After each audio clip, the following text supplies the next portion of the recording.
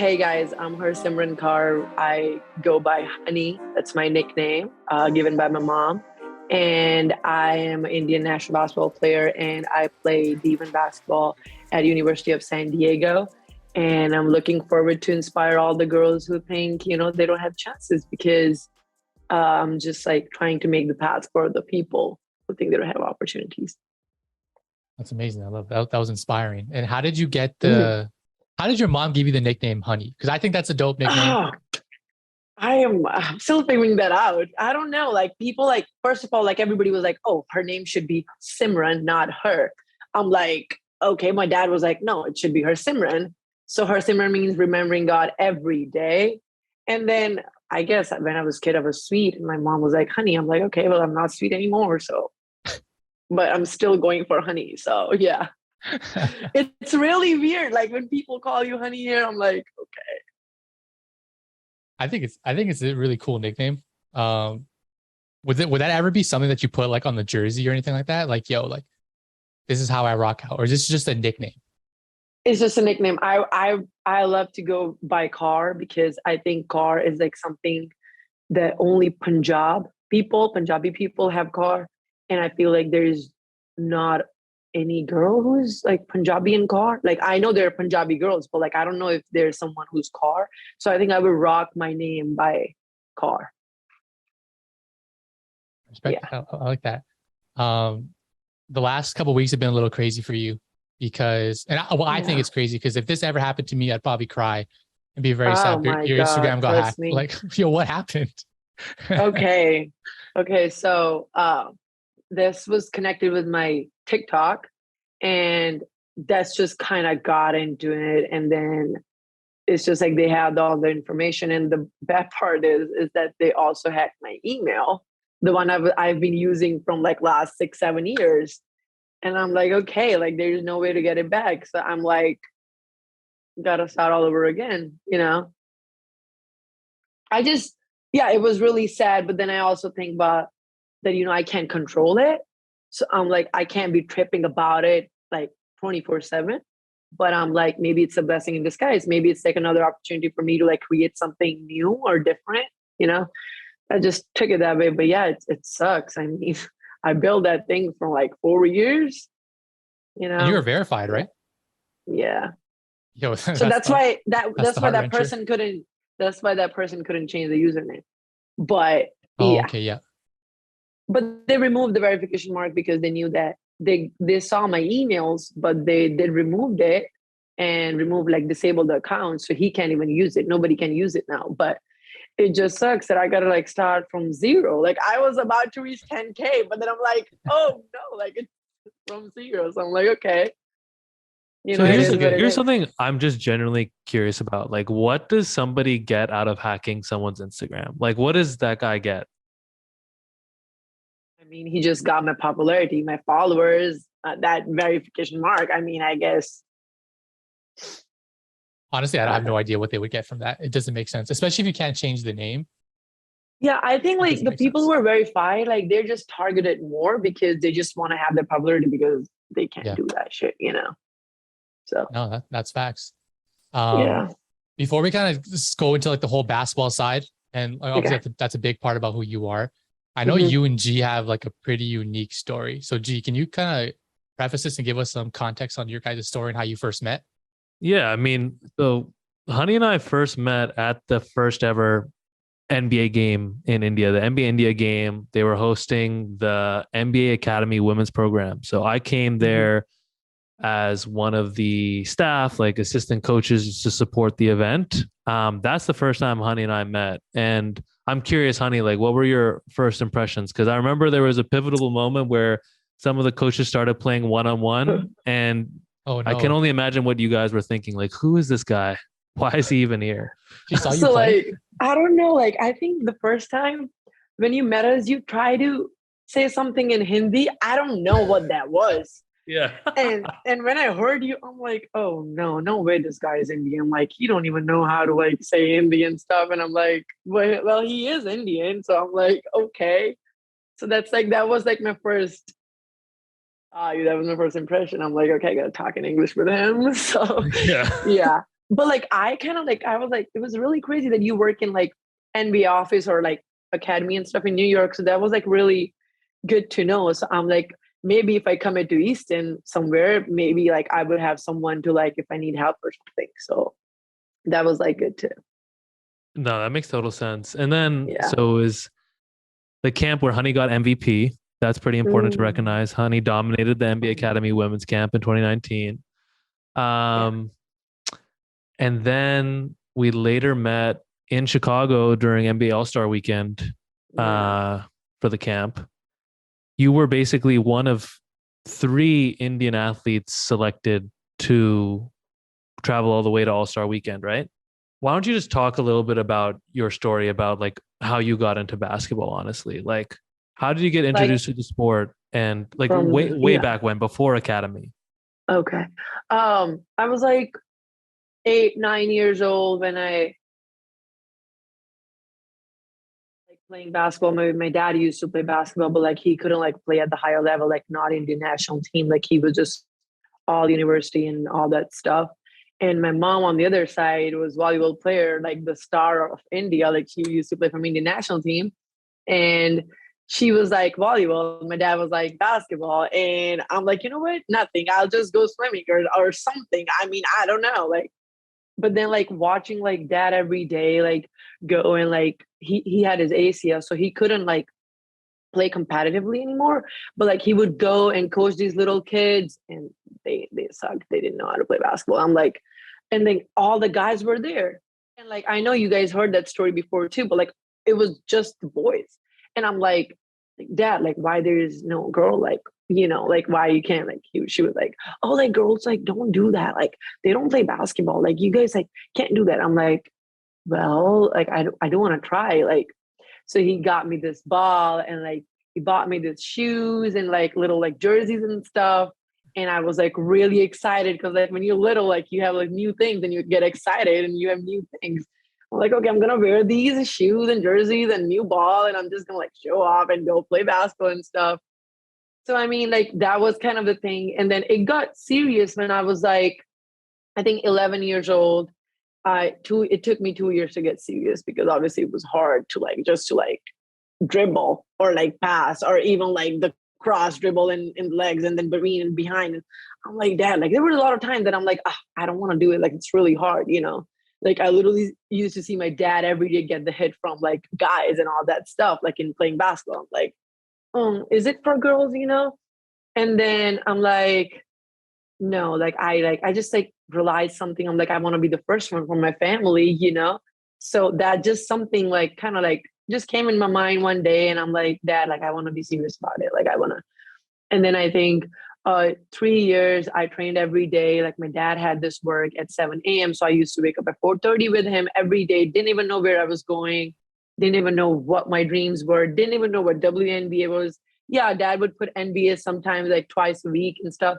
But I didn't even know if girls play basketball, if I were going to go anywhere or like I just didn't know where I was doing or what I was doing. So I would wake up 4:30 a.m., go with him like every day from Monday to Sunday. There was no weekend for us.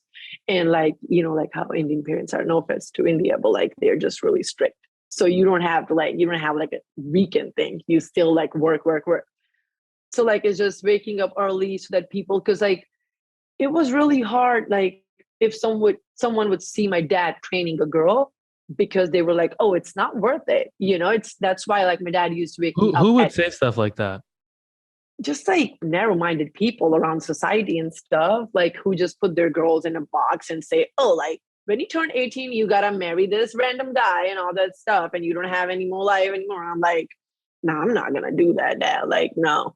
So like, and he was like, not scared, but obviously, like you have that image of the society that you have to like maintain. So I used to like go early until I actually start working out with the guys when I turned 12, 13, and then playing from my school, some regionals, nationals, and all that in northern region. And then I stopped playing from my Punjab team and then went to nationals. And I remember when I was like 13 years old and I had under 14 tournament in national. It was like in Kerala, like South India. And I had this tournament, didn't even do good. Like This it sucked. And my coach was like in front of me talking to my dad, and she didn't realize that I was like sitting behind her. She was like, your daughter like need to like, like she don't have the skills right now and all that stuff. Like she is good in the practice, but like she's scared. I think why I'm telling you guys that, because that just hit at me so bad. I'm like, no, I can't let people say that to my dad.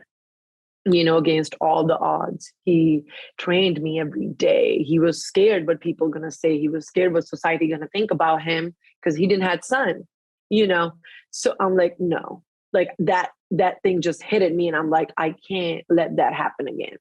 So I think that thing just drove me kind of crazy in basketball. Like I just never looked back, never did. Guy, girl, whoever, like I'm like, we making this team and we going up. And then after 2 years, we got the medal first time from Punjab after 34 years. And then we keep getting them. And I won't say it was because of me. I would say that came the force to other girls who were thinking that they can't.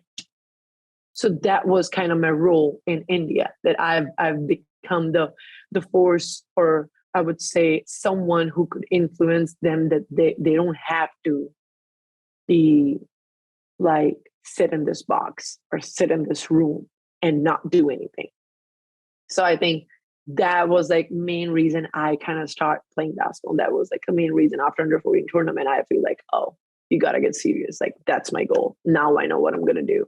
But that time my goal was playing in the national team. I remember I had this little diary, like a paper, and I wrote India in the capital words, and I don't know where even that paper is, but I just wrote it, and it just, I don't know, flew away, or I don't know. And after 2 years, I the youngest player in the Indian national team when I was like 15, 16.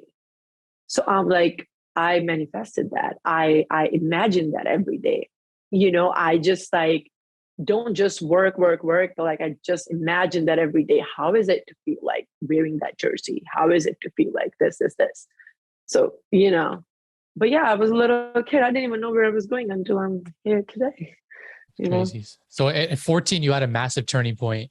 And you said by by 15, at 14. 15, 16, you were the youngest player to play on the Indian national. What did that mean for you and your dad? Like that first time you put that jersey on and he was there and he saw you. Okay, so you know how dads are, they don't show that The emotion. Yeah, exactly. So I got this email and I played my Indian first time. Like I got into camp first and I got the email. And I'm like, Dad, I got the email. I wasn't really excited about it. I was more of like, if I'll be honest, I was like scared, nervous. I'm like, oh shoot, like I'm gonna see all these players that I used to see on TV, like used to play from international. Oh my God, okay. And that was a camp of like under 16 players, under 18, and seniors. So I was gonna see everybody, like all the best players from India in every age. I didn't know I was going for under 18. Turns out I went for seniors. So I'm like, okay. And I told my dad, and like how they don't show the emotions. He was like, well, that's good, but you got to keep going. That's good. You got to keep going. I'm like, okay. So he just like, he kept me grounded. He wasn't like, oh, wow. Like, no, like he just, I think, and part of the reason that he did that, and I'm like thankful for that, because like he just never let me be so proud of myself, even though there's a lot of things I should be proud of, but he always kept me grounded with that strictness and with that feeling of, okay, you have more to achieve. It's always the more, So yeah, he was happy. Deep down, he was happy for sure. He used to tell everybody, dad. You used to tell everybody like behind me, like, oh, like my daughter is there. Like my daughter is like first Punjabi girl. And I'm like, Dad, did you say that? He was like, yeah. I'm like, okay. Yep. So at what point did you realize there comes a point in basketball players' lives, and I believe in this, that you understand that you're nice. Like something switches, you're like, oh shoot, like I'm pretty nice at ball. Do you remember when that happened? Like, was it in a game? Was it playing for the Olympic team? I would say when I first played in this under 18 FIBA Asia 3-on-3, and like in 3-on-3, you get more chances, like ball and like more touches and stuff, and you have more like time to score and stuff, and it's just quick, you just gotta like take a decision. It's 3-on-3. And like there was a lot of times playing against Philippines or I guess China or Australian stuff. And I'm like, I made some like this spin move and stuff and like some little things that I did. And like people like from there, like from India, like they're from India and they live in Malaysia or something. And they had this flag on. They were like calling my name, car, and all that. So that was, I would say that the moment I'm like, okay, I need to have like bigger goals now. It wasn't like, oh, I'm nice at it. I'm like, okay, you got that. Now I think you for more. No, that's What awesome. was And the point in time when the NBA reached out and that NBA connection happened with the academy? I actually have the story for it. So our NBA Academy, there was like a first camp that happened like when I was like, I think 14 and I didn't got selected. And I was like, and NBA India posted and I had my Instagram. I got my phone like smartphone when I was like about to turn 15. And I'm like, oh, like dad, why didn't they invite me on that? And I was like, still like, I didn't play for India like I was about to. So I was like from Punjab still, but I didn't got to India. And I'm like, oh, like it was January, I guess, like 2018 or something. I'm like, why I'm not here? Like I asked this question. So what I did, I saved that post and I would see that video every day, that the kind of like a mixtape they posted on NBA India of all these 18 girls.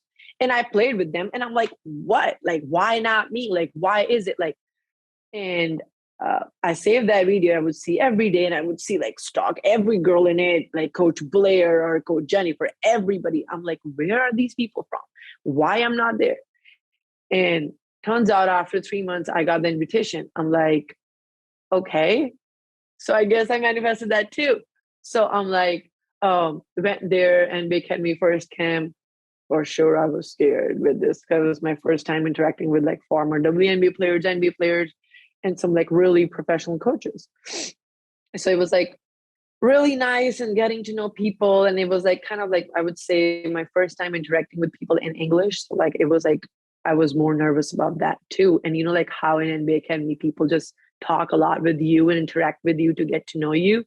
So it was like, oh my God, don't even ask me a question. Like, I'm scared. Like, don't even come to me. Like, I don't know what to say. So I think these little experiences just kind of got me through this whole thing and just made me like more confident about the way, because being an international and coming here in the United States and like that accent problems or being a brown or like all that stuff, you know. But I feel like now that little things kind of make me more confident to go over now than before. What was it like when you got that? I don't even know. Was it a call or like an in-person thing when you were the first Indian female accepted into the NBA Global Academy and had to make that decision about whether or not to leave India to go to Australia? Like, what was that like? I remember I was in NBA India games and it was our second last night, something like that. And we had this conference, we like talked whatever with this psychologist, I think from NBA Academy India. And after that, we had dinner and stuff. And I was like sitting by the fountain. I remember in that big hotel and I'm thinking, and I have these emails popping up. Blue Star Asia was talking to me and they were like, okay, so like you got to make a choice. And I remember Maria, right? Is that how you pronounce, right? So she, I talked to her and she said this. She was like, honey, you're good, but do you want to be great basketball player? So that's what she asked me. This was the main question she asked me. And I think that just made more clear. Like you could be so good at basketball, but are you willing to be great? Question still pops up every day in my head whenever I find excuse of not doing something or, oh, I'm lazy or, oh, I'm tired. Are you willing to be great? So like, that's kind of like Maria just put me on and I'm like, okay, oh yes, I'm going to miss my family and stuff, all that soft thing that you get in India and all that. I'm like, I'm going, I'm going. And I think I emailed this Blue Star Asia, the person who was there, she was there, like two girls, like they were there, like watching me and stuff. I didn't even know they were watching me until like the final game happened, and I didn't even know if I was gonna get the MVP. I'm like, okay. It just, I don't know. Like we always taught to not to give ourselves enough credit, if that makes sense. Yep. So I was like, oh, Global Academy. Like I thought it was only for boys. But then I was really like mad. I'm like, why it's not for the girls? Like, what is the problem? And then boom, I was the first one. So I'm like, okay. So I think that was like Maria was I would say that was the reason I kind of said yes, in spite of all the factors. Like I'm like, oh, it's Australia or it's a different culture, it's far from India and whatever, But I'm like, in spite of all that, I'm like, I'm going, you know. No, that's Yeah. huge. I just want to commend you because a lot of people won't take that step. And obviously you understand what that step meant for you now, especially with your basketball career. But Yeah, it's a big thing to like leave your family and go to a different country and stuff. So it at the end of the day, is. like It I'm really happy you took that is. because that's what it takes to like get outside your comfort zone and take your career to the next level. For sure. It was like, yeah, transition from India. And now people have Australian accent. And I'm like, okay, Did you pick American, up any Australian. Australian slang?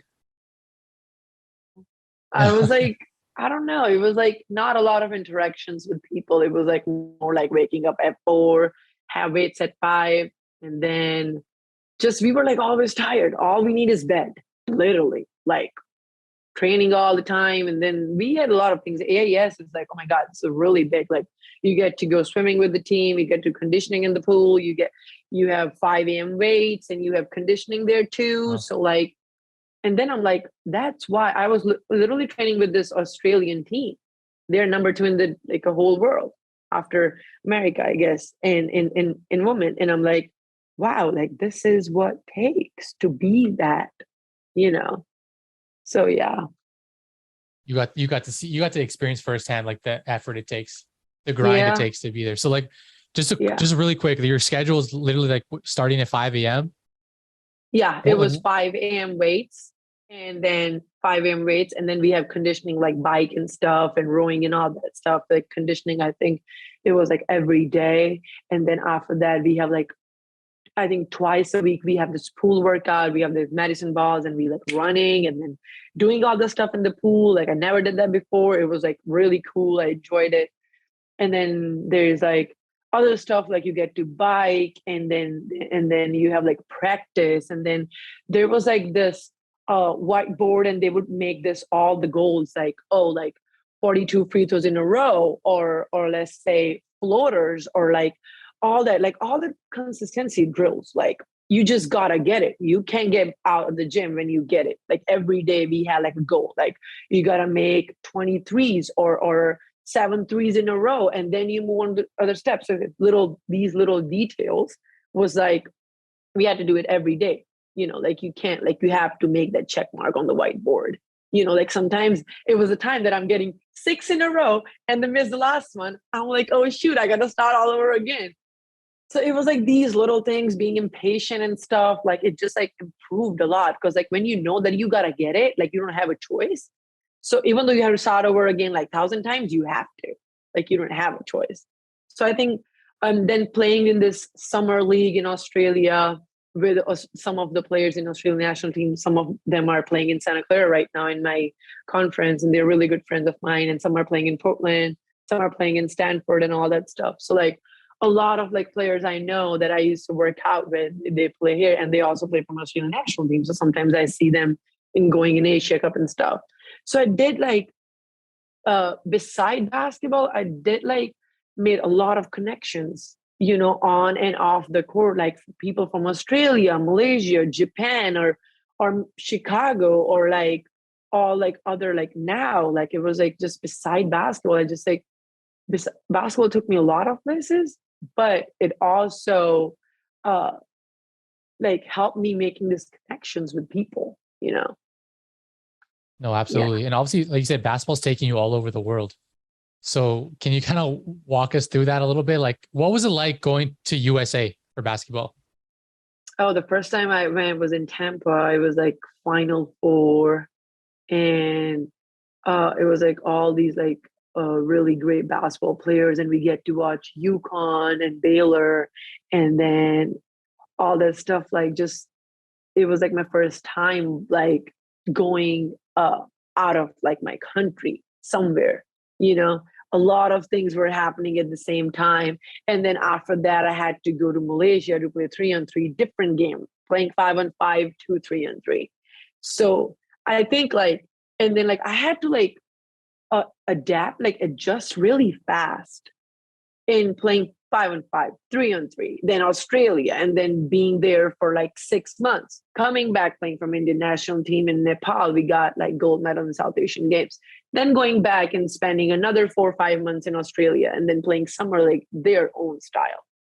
And then Japan, going there, and then some great player from Japan, they were there too. So they have their own different styles to like tell us how to like basketball and all that stuff, and like all the defensive drills and all that. I remember still like how the style of their defense is so different than Australia and then America, and then sometimes like let's say Chicago is different than Tampa, you know. And then going back to India, playing from Indian national team and implementing all those things in Indian national team, because like Indian national team is great, but I would say that we are just so fixed at one position, you know. What's that And position?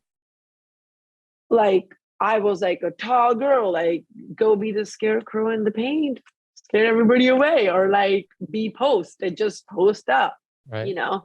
And obviously nobody said anything bad for it, like, oh, you don't do it, don't do it. It's just like we were like so put it in a box in this restrictions that you can't do anything else beside that. And like, but going America, Australia, and Japan and other places, like, oh, you get to go shoot outside too. You get to take 3.2 and all that stuff. Like, it's just details. All like in Australia, it was all about details. And in Japan, it was all about defensive drills and stuff. In America, it's all about everything, as you all know. Like, it was just different things. Like, and then Florida, I was there in high school, and it was like, I actually made the decision of going to high school. I didn't have to, but I'm like, I really like before going to D1, which is a really big deal. I really want to like learn first how to be consistent in this culture, how to be like, we all know how to play basketball. We all can shoot. We all can like hoop, whatever. But you just need to know the style, how to adjust in that specific style, in that team, what it takes to kind of adjust what your coaches need you to do off the court, on the court. That's why kind of my reason I went to Florida for like 1 year of like high school and finished my final year of high school. So yeah. Yeah. What was like, I mean, just doing 1 year in high school in the States, like, did you stay with a host family? Did you live on your own? How did that work? It was like a team house. Like whole team used to live there, and like with this just a woman who would take care for us, who would take us to the gym and all that. Like in Florida, it was like I love the experience, but we would like never get to go out and stuff because we are like obviously like we were like 16, 17 years old and all that stuff. And like you just like get to stay with your team all the time, get to hang out with the team all the time in that house. And then all you go out is for maybe get food or go like practice and stuff like morning, evening, like 3 times a day and all that stuff. And then high school, I didn't get to play AAU because um, I was committed, like I committed already before like going to AAU. So like there was no point of me playing AAU. But my team was state champions, and we were like named like first like top 10 high schools in the nation. So it was good. Like Nice. that was a school that didn't had a history. They were making this new team. And it was a big risk for me choosing between IMG and that, because IMG is a really good school, but everybody went there. You know, if that makes sense. Like most of the girls Yeah. and guys, like starting like I don't know, 20 years ago, like Yeah. Yeah. they all It went has to a history. It has a IMG. track record. Yeah, and like IMG is a really good school. Like they like made a lot of players, like Satnam and all that stuff. Like a lot of players. But I'm like, I don't know. I always have this mindset that I don't want to do something that people have been already doing. I want to do something different, if that makes sense. So like, I'm like, no, like I'll risk it. And turns out we became a state champions, and I'm still waiting for my ring. I still got to go and get the ceremony and get my ring. I was gonna ask you, like, where's that ring at? Yeah, I'm still gotta I have the picture of my ring. Like literally they have this car in 23 in champions. And I'm like, oh shoot, like I never even imagined that. So like wherever I went, it's just always like starting from zero. Hey, you have a good number, 23? Oh yes, I changed it. So 42 was my freshman year because some of the girl got it. I'm like, you're leaving, I'm getting a 23. So I changed it this year. Yeah. Yeah. Okay. Well, Is the that 23 for Jordan or what's that Yeah. for? I don't really know. My mom, like, she's so big in astrology and stuff. She was like, 23 is good, or like anything that sum is 5. But like, I would say 23 was like, definitely LeBron James was someone that I like knew first than meeting any Right. WNBA player. So I think he was like a popular one. And you know, everybody like won 23. So I'm like, okay, me too. So I'm like, yeah. So from that, like 23 has been lucky for me, I guess. Well, I don't really believe in luck though, but it's been lucky for me. So who are your favorite NBA, WNBA players right now? Well, beside like these all goats like Kobe or LeBron or Michael and all that stuff, I think Kevin Durant's something I could relate to as like big size, and he's like skinny, but he moved like You can that move. fast, and like he can like move, he can shoot from like anywhere, like pull up jumper, like all that stuff. So I would say like I would have that one thing if I would, like just being that quick and make decisions and either like just take a shot or like that jumper, like from anywhere. Like he's tall and he's skinny and he can move defense, blocks and stuff. So I would say that kind of like my style of playing too, because he's not playing in the paint all the time. He's doing every little thing for like 1 to 5. everything. Yep. So, and then woman, I think you guys knew it's Candace Parker. It's always been Candace Yeah. Parker. Like, that's just like, I actually was like, came through this video today on TikTok and I saw Candace Parker and like what she did is like she posted up and she faked the pass. Like that's like, she faked the pass and that girl just like went crazy. She was like, I think a rookie or someone. And she just went down there. Like, I just like the way she go in there, like penetrate every time. Like she don't, like with left, hooks with left, right, take shot with left, right. Like she don't, it's like just working on your both. Nobody said that you're married with your right on playing basketball just with your right. I mean, her hook shots from anywhere from left is going in, 3-pointer. Her assist, like she just makes so many good decisions, like, and like, yeah, there are so many other players too, but I think if I had to choose one, it's always going to be her. Candace Parker's an OG. Have you been to a bunch of WNBA and NBA games? Never been to WNBA games, but I did went to this All-Star Chicago and stuff. But Okay. that was the first time like I saw in person everybody, but not like WNBA person, like not in person though. Okay. And let me pick your brain here because obviously basketball culture is very unique. There's food, music, fashion, sneakers, all that kind of good stuff. Like, yeah. How into you are you into some of that stuff? Like, for example, like hip hop, R&B. Do you listen to that kind of music?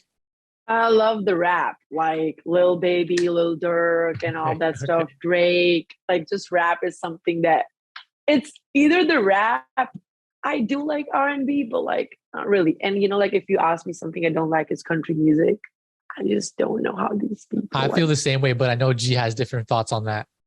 We agree to disagree. G. Sorry, G. I love everything, but not country music. It's all good. And what about the fashion side? Are you like a sneakerhead at all?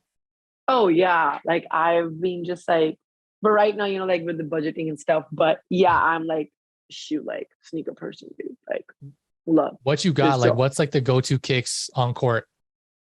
On court, Katie's for sure. They're just so comfy, like so comfy. Katie's, yeah. Like I don't want something crazy. I want like good, comfy stuff. Like I don't want something crazy in my basketball shoes. So wait, so prior to the US, like what was the sneaker game like playing on the Indian national team or in Punjab?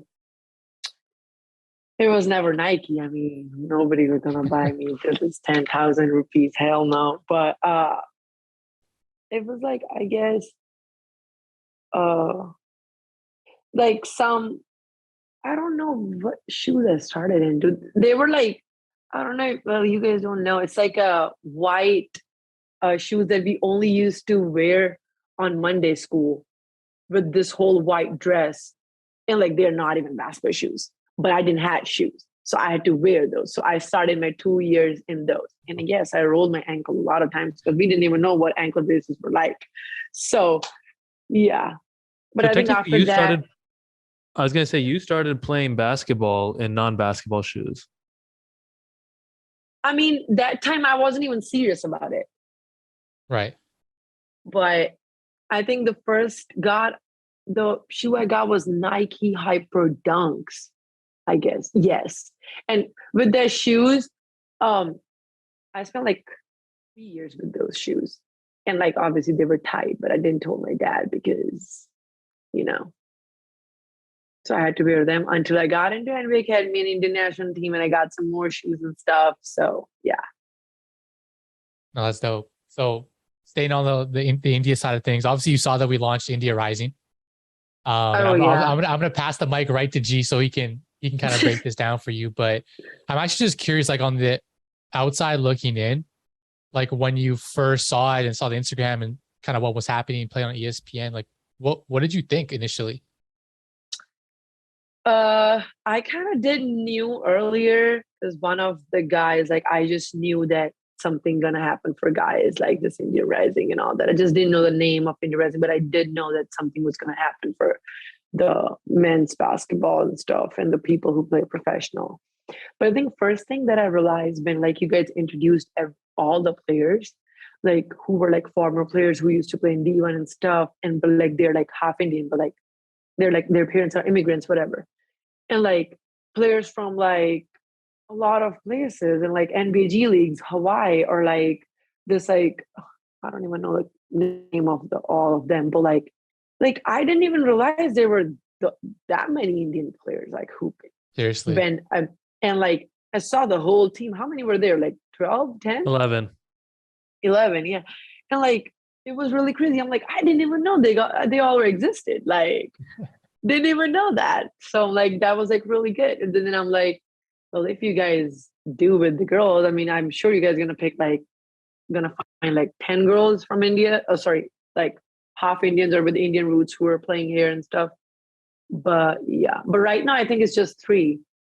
It's me and Sanjana, and then yeah, we both are from India. India, like actually came from India, but I think there's one Kiran Randhawa in Yep. oh, what's her school? She just transferred. He just transferred. Yeah.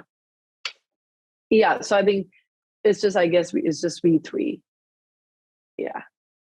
So what you expect to see is a women's team for India Rising? For sure. No questions, please. I need Need that. But that? okay, I had a question. So it's like D1, like us players can we play? Like, are we allowed to? It's a good question. I mean, if you're a D1 college player and you want to play Yeah. in, say, for example, like the TBT, Yeah. like you need to get permission from your school to make sure it doesn't Mhm. mess with your eligibility. So it's kind of like Yeah. it's a gray area. It's like a yes and no. It just depends school by school. Yeah. But hey, if there's a women's team for India Rising, I'm coming. if Honey's not on it, it It's shouldn't not a really get team. started. You know? Yeah, like I will be so pissed if let's say for example you guys make it and maybe my coaches or someone say that, oh, you can't. I'm like, no, like that's why like we have to like make sure that NCAA be going with the rules and stuff, like because I really want to play this. Like I do. Like All I'm right. so excited. Well, we got some I'm plans like, coming up over the next few months, so okay, let's just stay posted here. We can't Stay talk too tuned. much on the pod about it, but stay okay, tuned. yeah, Stay tuned, for honey. sure. Okay. I was gonna say what regarding this topic of just like what Brown basketball needs, right? Like obviously India Rising is Yeah. filling one of those needs.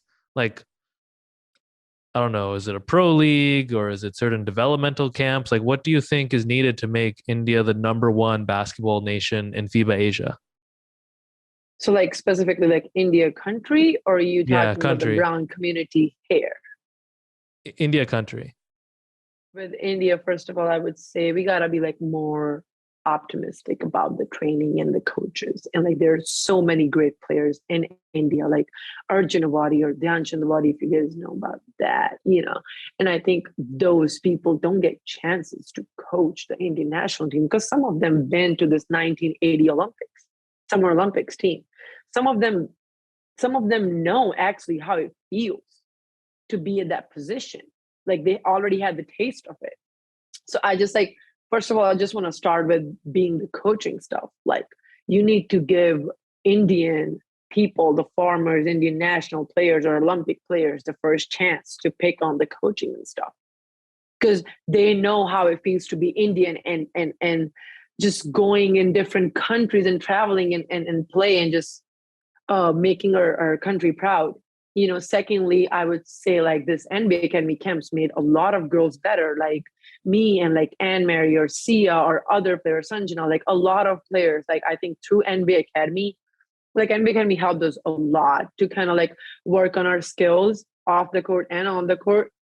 And I think I would say that's kind of like a big reason I am here today because I get a lot of, so I think camps like that shouldn't be like NBA Academy. It should be like other camps too, like all that stuff. I think that would be great too. And I think if some of the camps, if they would invite us from here and we would go and talk to them and tell them how it actually feels and how it's going to be, because right now we're going in through the process. So I think we are the right people to kind of ask, what are you expecting in future? Or what do you need to do? Or because like there was no one to tell us. There was no role model for me from India that I had to see. I was creating my path so that other girls could follow me, So I think girls from America who's right now playing like from D1 and stuff, we should have a lot of meetings with the girls and with the guys and tell them like, what do you guys need to prepare for? Like, what do you guys like should expect? What is D1? Okay. Yeah. I think people's image about D1, like especially in India, is like, oh, D1, like you get scholarship, like you don't have to pay anything, you don't have to do anything. It's just a D1, like it's not that, like it's not even that big of a deal. Okay, like you are playing D1, which is so good, but there's so many things you have to adjust, maintain every day being an international athlete. Right now, I'm the only international athlete in this whole team, so I know how it is to be like adjusting every minute in locker room or sometimes on the court or sometimes people don't want to hear you because you're not American, but I never get to like experience that in my team. My team is like, culture is really good. Coaches are really good. They support me like off and on and off the court. Teams is really good. But like, if I don't see my team, like if I ignore my team right now and others, it's just like, you don't even get to lead sometimes because you're a woman of color, brown, you're Indian, like you don't get to do some things. You don't get to be the first one or taking the first step and all that because people think that you're going to mess up. Why? Because you're not American. You don't know this basketball, but which is not true. I'm pretty sure that not only me, a lot of Indian people are doing way better than Americans, way better than other people, So it's just like underestimating people and Indians that, oh, like, you guys just should stay there. Like you guys are just good with numbers, like be engineer or doctor or mathematician and stuff. Well, okay, I'm doing math right now, but like be a business or something, all that stuff, so it's really kind of like hard to believe. So I would say for India specifically, we should like just be more optimistic about the coaching, not always teaching how to play basketball just depending on what your size is. If you're big, be a 5. If you're tall, big, be a 5 or 4. If you're short, you be a point guard. Well, if you're short, you still got to go post up inside and you still got to run for rebound because not only 4 and 5 going to take a rebound. Come on. I mean, here, like you got to do everything. So I think just not being so fixed about the size and the shape, the way you look, like maybe a 1 or 2 player can post up but you never give them chance to do that because you don't believe in them. So I think just opening their eyes and believing that, like trying and exploring every position on the court, I would say that will gonna take India some different level. I just want you to know I love how passionately you speak about everything. Like, no, like legit, it's like inspiring. And like, I don't know if you are watching me and G's face, but we're like locked in to what you're saying. No, So, I'm just like, yeah. And just to kind of stay on this subject, because I really want you to answer this, and you've kind of mentioned it a few times throughout the podcast, but my opinion, both of our opinions, you're literally paving the way as a woman in sport, right? Especially coming from India and especially playing basketball. What do you want the next generation to know and take away from your story? A lot of things. Okay, I gotta pick one. If there's a few, go ahead. Yeah, I gotta, yeah. So I would say being an international athlete, especially being an Indian, I would say Indian is different than being international. It's just like to next generation, like explore everything and don't like, there are gonna be people putting you down, just like telling you to just stay there, stay in that comfort. And I'd say personally, I told my parents were like, why you want to go diva and play? Why you want to go there? Like, why? I'm like, I don't want to have this normal life, this normal job, this normal life, playing for Indian national team for years. And I'm still going to do that. That's like the other part. But I just don't want to have a normal life. I'm like, I want to have something that is not easy to get because obviously it's painful at sometimes, but it's worth it at the end of the day. I rather be here being in pain or doing this hard stuff, even though sometimes I don't want to do it, rather be waking up at 5 a.m. and doing conditioning than just waking up on my time in India and just working whenever I want, because people just make you feel like you're the star of India, and that's just not it. So I would say like, stay grounded and just like, I'm still like learning this, but be patient. I mean, like, your time is going to come. Like, just know that you're there. You're almost there. All you need to do is just ignore these people talking all the time to you that you're Indian, you're brown, or you don't have the genes, or all that stuff. Yes, we have to work 10 times harder to get where they are.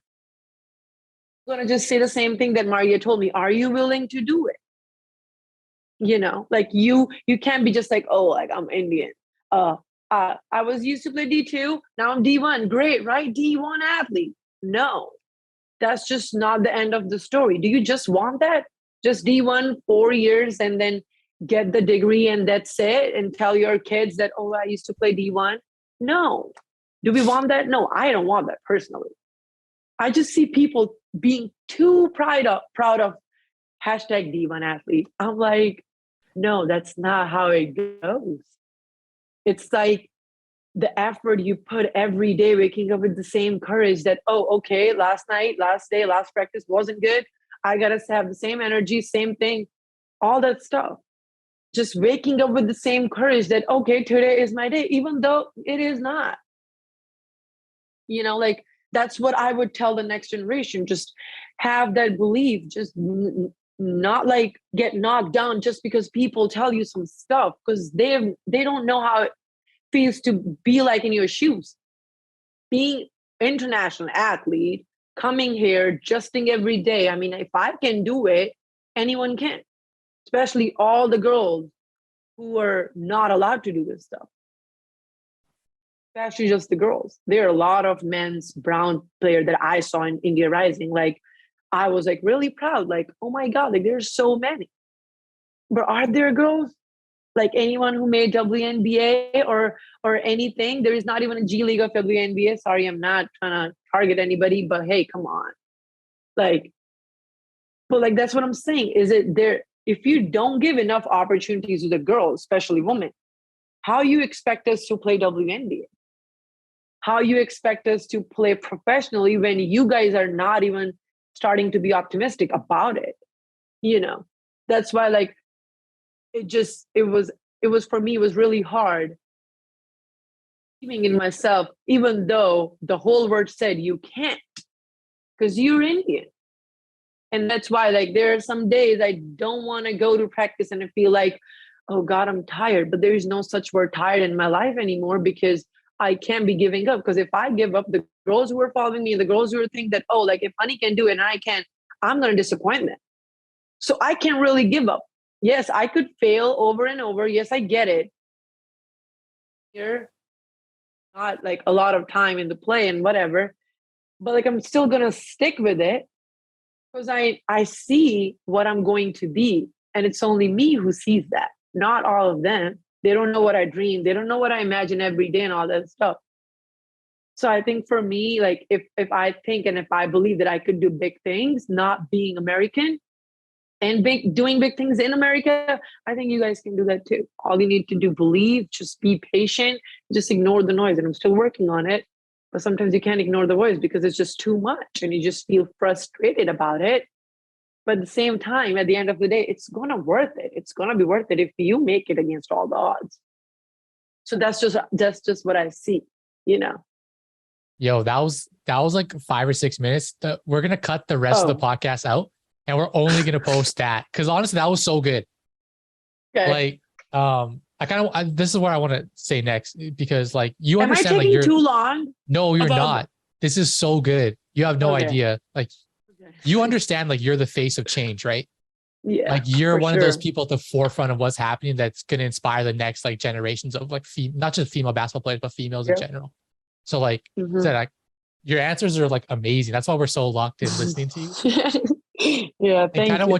Kind of what you just said is like, obviously we have India Rising, but me and G have this bigger picture, right? Like that's like why we're doing the Brown Ballers podcast. It's not just so me and G can hang out and talk. Yeah, but it's really to like showcase stories, like people like you, like all the, like, for example, you didn't even know who Tesher was. He's like one of the biggest artists. Like people aren't going to know who Honey is. And it just keeps going down the line. Like, how can we keep providing exposure and have a platform where you guys are like excited to talk to me and G, and we can maybe give you guys more opportunities, but like we can help put you on the map too. I think like, that's like what it's all about, is like actually finding ways where we can like help each other and empower each other. So man, I'm locked in right now. I'm like motivated over here listening to you. Let's switch it up a little bit. Let's go into like the San Diego side. You're playing in San, like I think a lot of people will be interested in this part. Like, you know, you're playing in D1, you're playing at a really dope school. What has that been like so far?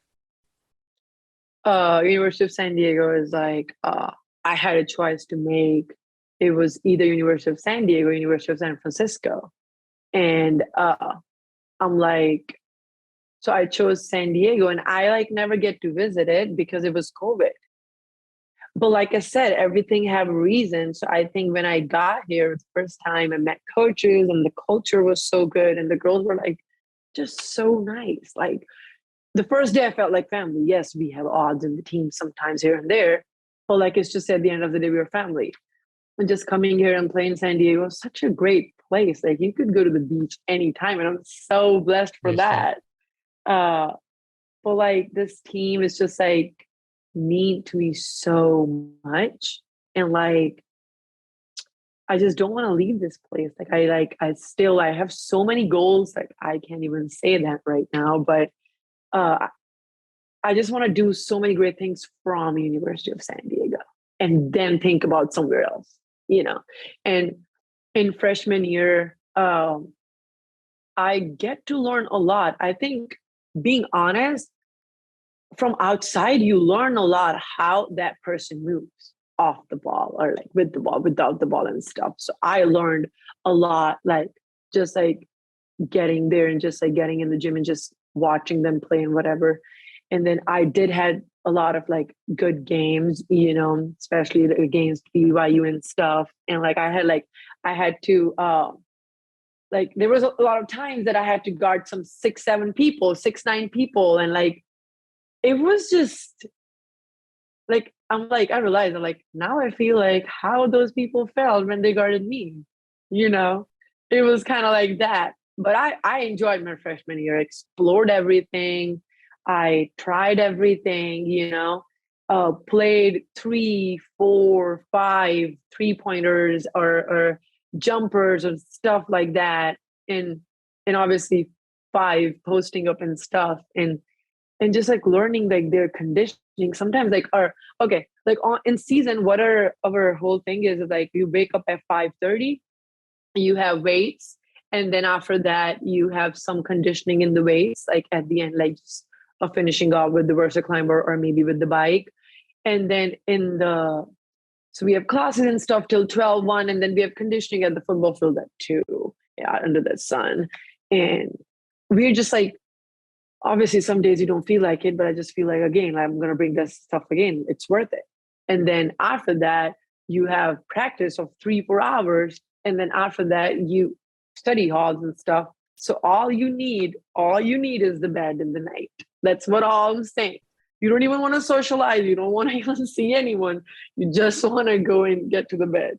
So I think in season, and especially in summer, like I work on a lot of things in summer. Like you have a lot of time. It's just practice twice a week. But then it's conditioning, a lot of rehab if you're injured, a lot of other stuff. Like it just, D1 is something that just gets you busy. You don't have time to just go around and just like fun and stuff. Yes, it's fun on the weekends, I mean, but it's just like always you're busy. And I like it that way. You don't have time for the emotions. You don't have time for other stuff rather than just thinking about how do I get better at? Should I go in the gym in the night? Should I do this? Should I do this? Should I be better at?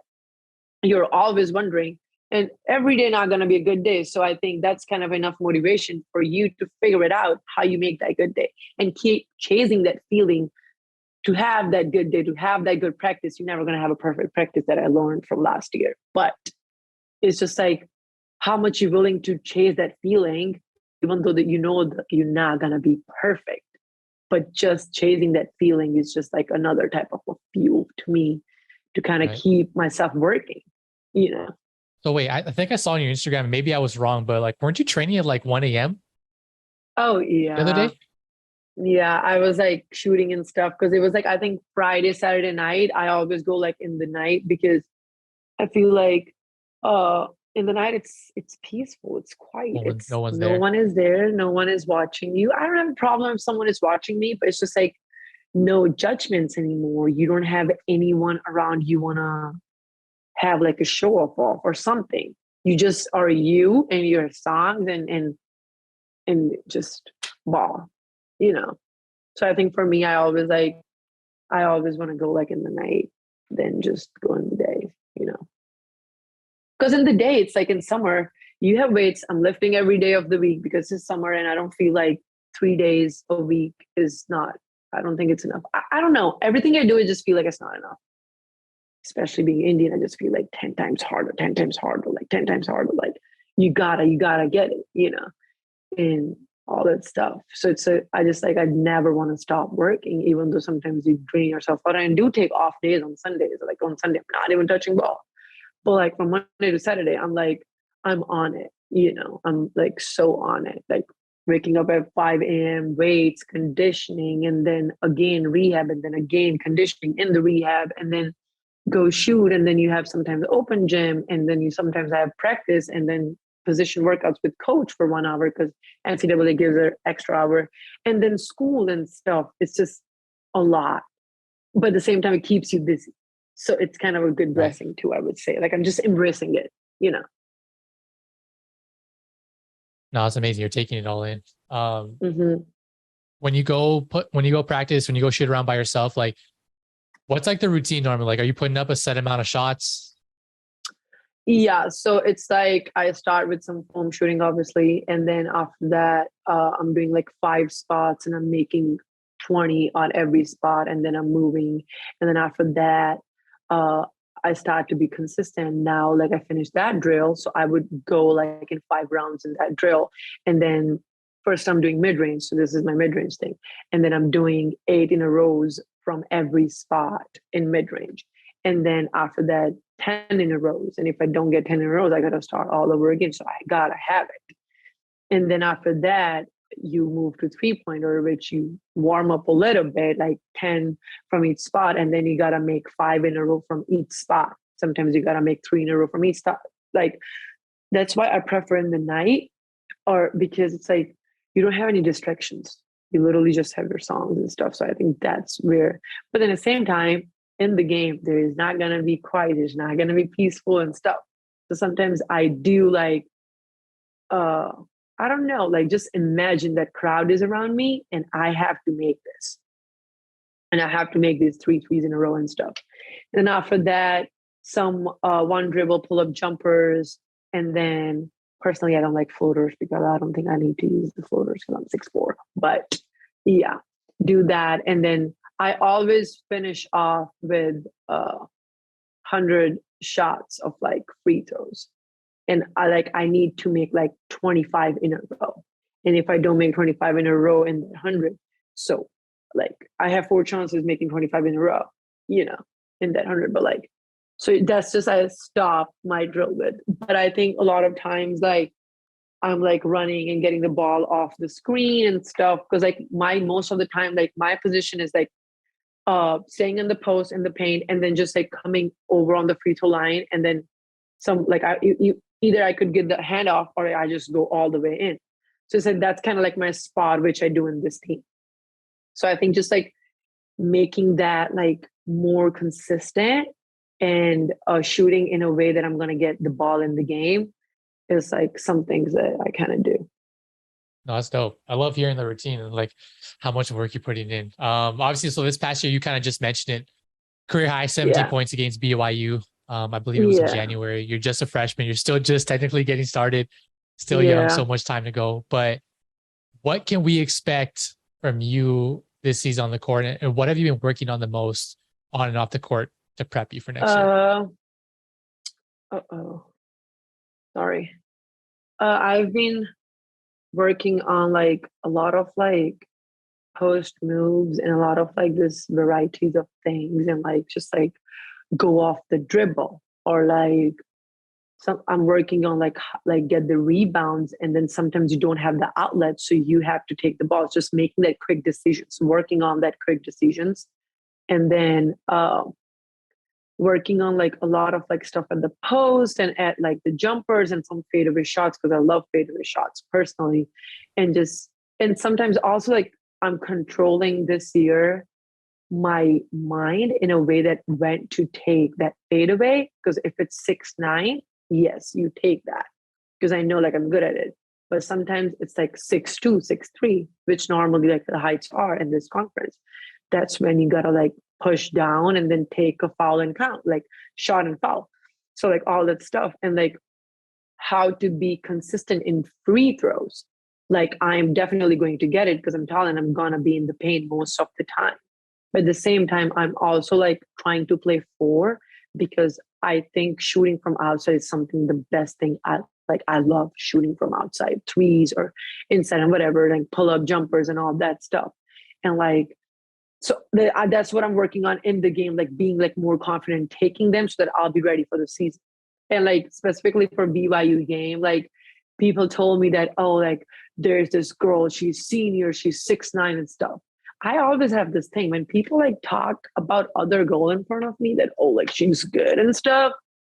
I like in my mind, I'm like, okay, she is, but you're going to see me competing with her, So that's the different story. Like I always take it as a challenge. It's a good thing she's a good basketball player. I mean, come on, like we all like D1 player, all that stuff, be a good basketball player. But how is she going to do? And I'm going to guard her.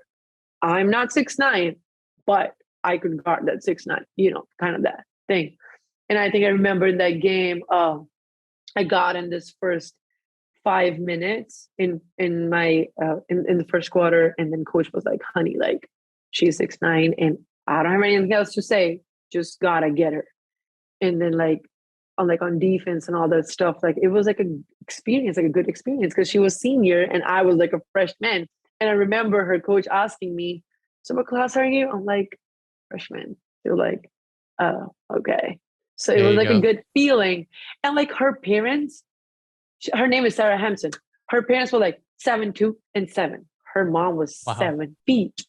I'm like, so I don't know. Like we were like in elevator and then they were there too. They were like, I guess my daughter found a match with her, like who can guard her and stuff. I'm like, yeah, you guys did and all that. She was like, oh, like nobody can score over her, but like you did. I'm like, oh, really? Because like in my mind, I'm like, everybody can like score over her. Because like, it's just like, that's how I see her play and stuff. But like just playing against her, like I like literally went in that game thinking that, oh, I don't care who is 6'9", I don't care who is senior, I don't care who got the experience. I know what I can bring on the table, so I'm just gonna do that. So in that game, like it was really nice. At least I didn't got any block over her. Like I just no, I can't handle the blocks. So I'm like, I know that game was logged in. I'm like, you know, yeah. So we got one final question for you before we wrap up. I think Okay. something everyone who's listening in is going to be looking for tips, right? Like Mm-hmm. what are, and get really specific with this. If there's a young girl in India right now that wants to play basketball at the Mm-hmm. highest level, what are the 3 things they need to do starting today? Just 3 things. Three. There's so many, but okay, three. Uh, like in like a practice, like training type, or like off the court.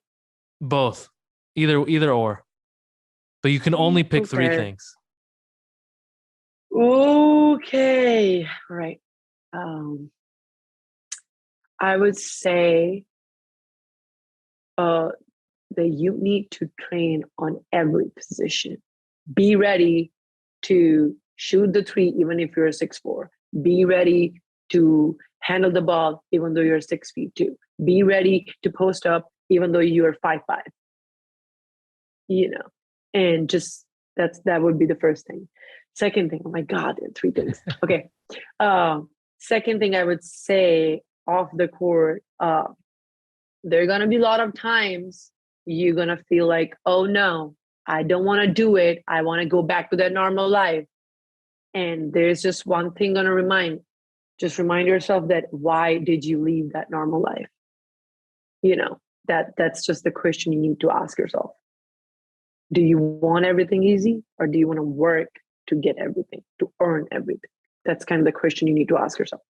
Oh, third, I would say never get satisfied on every achievement.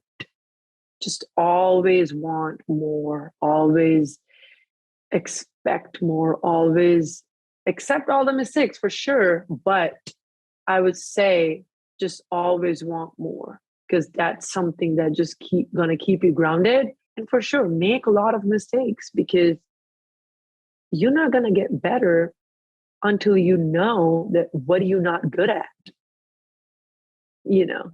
So just make a lot of mistakes. I know that are 4 advices, but I think that No, was that's important. But good. I had to say it. But yeah, just believe in yourself. I mean, keep going. You know, girls run the world. I remember that we said that in Big Academy, right, G? We said that. We Definitely. said girls run the world. I'm like, yes, they do. Yeah. So I'm gonna say it again one last time. Like you're literally so inspiring. Thank Everything you. you say is passionate. It comes from like a place in your heart that I think like people will really appreciate and resonate with. Yeah. So thank you for being you. Thank you for coming on the Brown Thank Ballers you. podcast. Thank you for being our first female guest. Yay. Yeah, seriously, because it's for us, it's a big deal, and hopefully you enjoyed it. Yeah. Anytime we Mm-hmm. go past an hour, we know Uh-huh. the guest is giving a good conversation. Good. We did went past our. Okay, You were that's talking fine. about no, it doesn't matter. You were talking about so many good things. Yeah. So like we appreciate that. And I know all the listeners will appreciate that. So from our side, thank you again so much, G. Thank you so much for this opportunity, guys. I love talking to you. We can do more. I mean, I'm down. Okay, we get Hey, multiple episodes, honey. We'll keep it going then. Okay. so the These next episodes. since we're talking about this, the next time we do an episode, we're gonna come to you so that we can do it on the court or somewhere like where you're playing. Okay. And San Diego is a great place. I mean, come on. I love San Diego. We could do it on the Yeah. beach, maybe. Oh, yeah, for sure. Set up the podcast on the beach and just have a good time. Yeah, for sure. We can do that. Where you guys live before we all leave the meeting? I'm So I between know you live Canada. in. I'm between Canada and Los Angeles, both. I'm in New York and I'm moving to San Francisco. So I'll be close. Yeah. Yeah, I'll be pretty okay, close. Okay. So And LA is we can close actually too, make this so happen. LA, SF to San Diego. yeah. Like we can do this in Yeah, person. for sure. Yeah, I have my kind of like my cousins and stuff, like real cousins and stuff, they're in San Jose. So like they're not that far from San Francisco. Oh yeah, there you go. Yeah, we can Yeah. we'll go see one of the sophomore year games. Oh, for sure. Oh. Please. That'd be dope. All right, so we'll end it off on that. Please make sure you All follow right. Honey on her journey. She's about to tear it up next season in San Diego. And until next time, because she just promised us 10 more episodes. We'll see you soon. Yeah, 10 more.